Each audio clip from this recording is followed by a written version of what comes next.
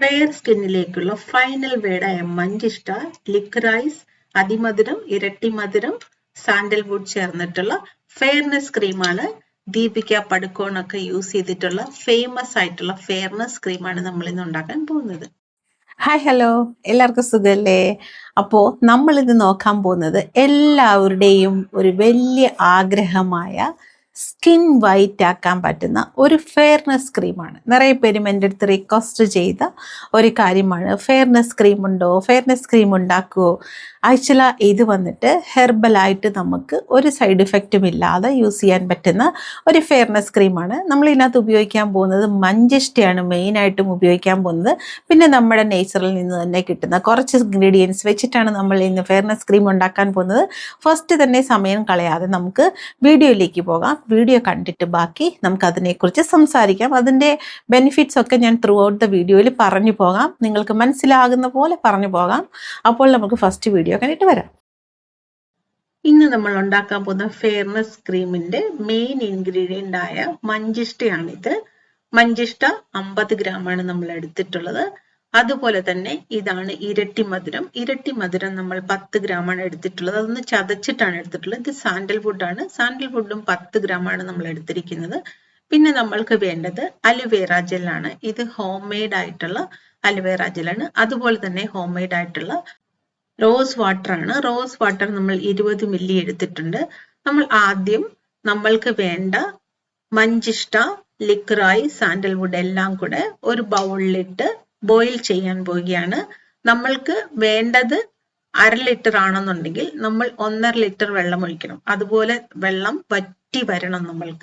നമ്മൾ ഇട്ടിരിക്കുന്ന മഞ്ചിഷ്ട, ഇരട്ടി മധുരം, സാൻഡൽവുഡ് ഇത് മൂന്നും കൂടെ നമ്മൾ വെള്ളം ഒഴിച്ച് ബോയിൽ ചെയ്യാൻ പോവുകയാണ്. നന്നായിട്ടൊന്ന് മിക്സ് ചെയ്ത് കൊടുക്കാം. ക്ലീൻ ആയിട്ടുള്ള പ്രോഡക്റ്റ് ആണ് നമ്മൾ എടുക്കുന്നതെന്ന് ഉറപ്പ് വരുത്തുക. നന്നായിട്ട് വെയിലത്തൊക്കെ വെച്ച് ഉണക്കി ഒന്ന് ചൂടാക്കിയൊക്കെ എടുത്താൽ വളരെ നല്ലതാണ്.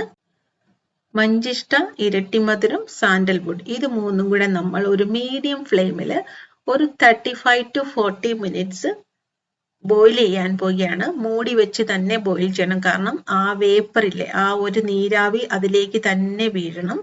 അതുപോലെ വേണം നമ്മൾ ബോയിൽ ചെയ്തെടുക്കാനായിട്ട്. തുറന്നു വെച്ച് ബോയിൽ ചെയ്താൽ നമുക്ക് അത്രയും ഒരു പ്രഷറിൽ അത് കുക്ക് ആകത്തുമില്ല. നമുക്ക് അത്രയും അതിന്റെ വിറ്റമിൻസും അതിന്റെ ഗുണങ്ങളെല്ലാം തന്നെ ഇൻഫ്യൂസ് ചെയ്ത വാട്ടറിലേക്ക് കിട്ടും.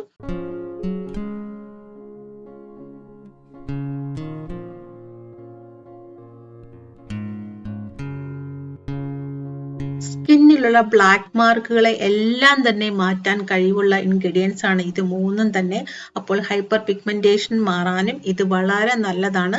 ഫൈൻ ലൈൻസ്, റിങ്കിൾസ് ഒക്കെ മാറാനും ഇത് വളരെ നന്നായിട്ട് സഹായിക്കും. നമ്മുടെ സ്കിന്നിന് ഏറ്റവും കൂടുതൽ ഫെയർ കോംപ്ലക്ഷൻ തരാൻ കഴിവുള്ള 2-3 ഇൻഗ്രീഡിയൻസ് ആണ് മഞ്ചിഷ്ട, ഇരട്ടി മധുരം, സാൻഡൽവുഡ്. നമുക്ക് ഈ വെള്ളം നൂറ്റിയെടുത്ത് കുറച്ചു നേരം ആറാൻ വെക്കാം. നന്നായിട്ട് ആറണം. നമ്മുടെ റൂം ടെമ്പറേച്ചറിലേക്ക് ആയി കഴിയുമ്പോൾ നമ്മൾക്ക് പ്രിപ്പറേഷൻ തുടങ്ങാം. ആദ്യം നമ്മൾ എടുത്തിരിക്കുന്നത് അലുവേറ ജെല്ലാണ്.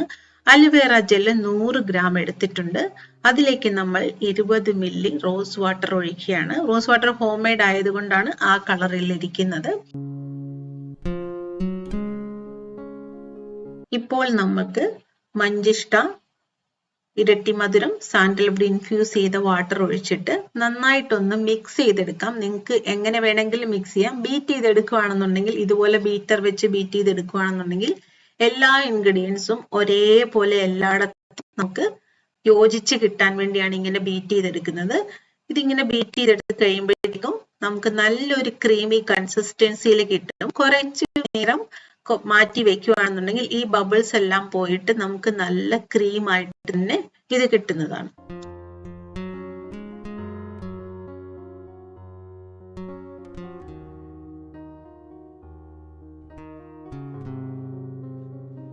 ഇതാണ് ഇതിന്റെ ഒരു പാകം. ഈ ബബിൾസ് ഒക്കെ കുറച്ചു നേരം കഴിയുമ്പോൾ പോയി നല്ല തെളിഞ്ഞു വരും.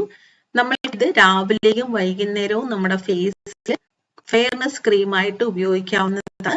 അതുപോലെ 100% ഗ്യാരണ്ടി ഉള്ള ഒരു ക്രീമാണ്. നിങ്ങൾക്ക് കംപ്ലീറ്റ് ഫെയർനെസ് കിട്ടും. നിങ്ങളുടെ ബ്ലാക്ക് മാർക്കുകളും ഡോട്ടുകളും ഒക്കെ മാറി പിഗ്മെന്റേഷൻ ഒക്കെ മാറാൻ കഴിവുള്ള ഒരു ക്രീമാണിത്. വളരെ ക്ലീൻ ആയിട്ടുള്ള ഫേസിലാണ് അപ്ലൈ ചെയ്യുന്നതെന്ന് ഉറപ്പുവരുത്തുക. പാച്ച് ടെസ്റ്റ് എടുക്കാനും മറക്കണ്ട.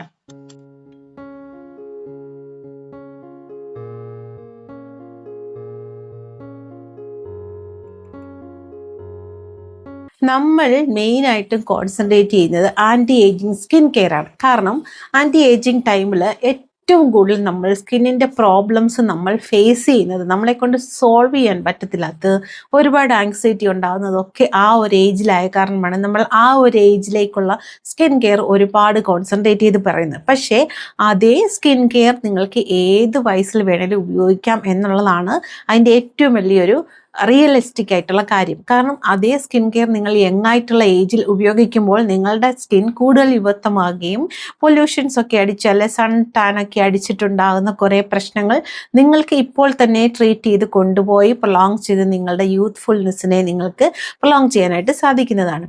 അപ്പോൾ സ്കിൻ കെയർ ചെയ്യുക എന്നുള്ളത് ഒരു വലിയ കാര്യം തന്നെയാണ്, അത് നമ്മളുടെ ഒരു ആവശ്യം തന്നെയാണ്.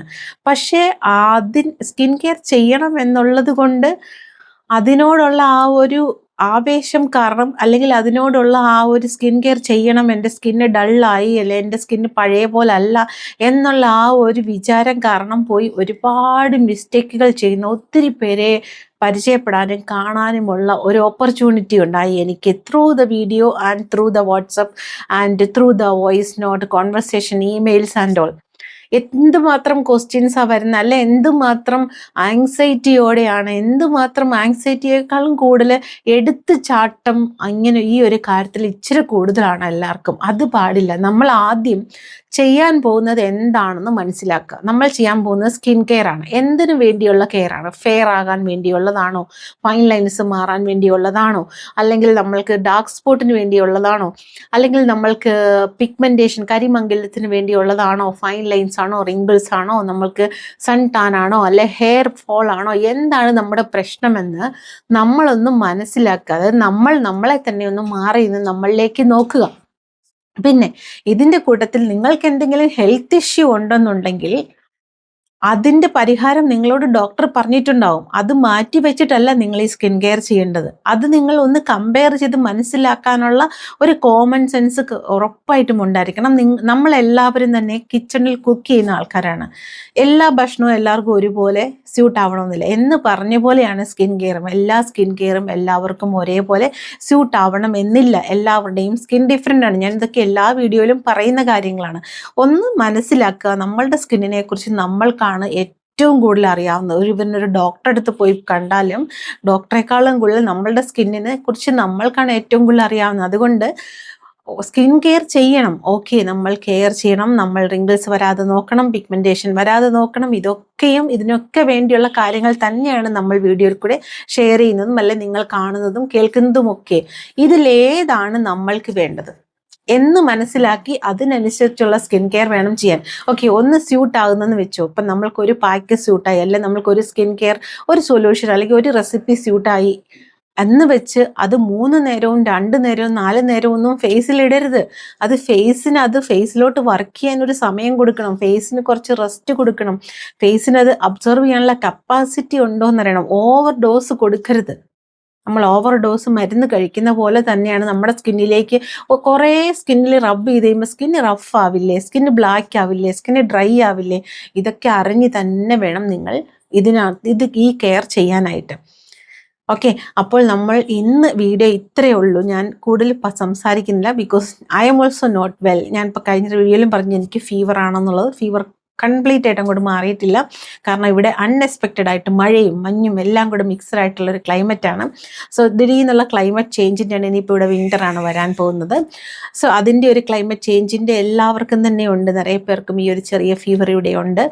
എനിക്ക് ഫീവറൊക്കെ മാറി, പക്ഷേ എൻ്റെ പ്രശ്നം ത്രോട്ട് അടയ്ക്കുന്നു എന്നുള്ളതാണ്. അപ്പോൾ നമുക്ക് നെക്സ്റ്റ് വീഡിയോയിൽ കാണാം.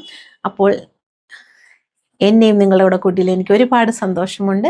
എപ്പോഴും നിങ്ങൾ എൻ്റെ കൂടെ കാണും എന്നുള്ള വിശ്വാസത്തോടെ, കെയർഫുള്ളായിട്ട് സ്കിൻ കെയർ ചെയ്യും എന്നുള്ള വിശ്വാസത്തോടെ മറ്റൊരു കണ്ടുമായി വേറെ വീഡിയോയിൽ കാണുന്നവരെ ടേക്ക് കെയർ.